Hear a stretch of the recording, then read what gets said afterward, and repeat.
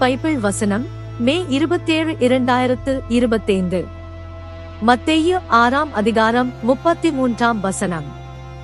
ஆகையால் முதலாவது தேவனுடைய ராஜ்யத்தையும் அவருடைய நீதியையும் தேடுங்கள், அப்பொழுது இவைகளெல்லாம் உங்களுக்கு கூட கொடுக்கப்படும். வசன விளக்கம். இந்த வசனம் இயேசு கிறிஸ்துவின் மலை பிரசங்கத்தில் காணப்படுகிறது.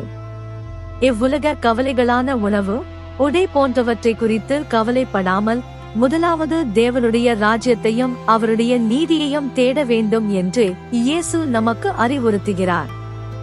தேவனுடைய ராஜ்யம், இது நம்முடைய இருதயத்தில் தேவன் ஆளும் நிலையையும் அவருடைய சித்தத்தின்படி நாம் வாழும் வாழ்க்கையையும் குறிக்கிறது.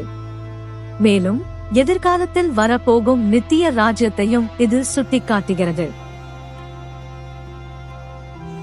அவருடைய நீதி, தேவனுடைய பார்வையில் சரியானதும் பரிசுத்தமானதுமான வாழ்க்கை முறையை இது குறிக்கிறது. அவருடைய கட்டளைகளுக்கும் போதனைகளுக்கும் கீழ்ப்படிந்து நடப்பதே அவருடைய நீதியை பின்பற்றுவதாகும். இந்த வசனத்தின்படி நாம் நம்முடைய வாழ்க்கையில் தேவனுக்கும் அவருடைய ராஜ்யத்துக்கும் முதலிடம் கொடுக்கும் போது நம்முடைய அன்றாட தேவைகள் அனைத்தும் தேவனாலே பூர்த்தி செய்யப்படும் என்ற உறுதியை இயேசு நமக்கு அளிக்கிறார். நாம் தேவனை முழு இருதயத்தோடும் விசுவாசத்தோடும் தேடும்போது அவர் நம்மை ஒருபோதும் கைவிட மாட்டார். ஜெபம்.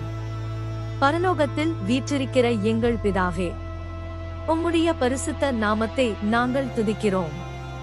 உம்முடைய ராஜ்யம் வருவதாக, உம்முடைய சித்தம் பரலோகத்தில் செய்யப்படுவது போல பூமியிலேயும் செய்யப்படுவதாக. எங்கள் அன்றாட உணவை எங்களுக்கு இன்று தாரும். எங்களுக்கு கடனாளிகளானவர்களுக்கு நாங்கள் மன்னிக்கிறது போல எங்கள் கடன்களை எங்களுக்கு மன்னியும். எங்களை சோதனைக்கு உட்படாதபடிக்கு எங்களை விடுவித்து தீமையினின்று எங்களை இரட்சியும். ஏனெனில் ராஜ்யமும் வல்லமையும் மகிமையும் என்றென்றைக்கும் உம்முடையதே. ஆமென்.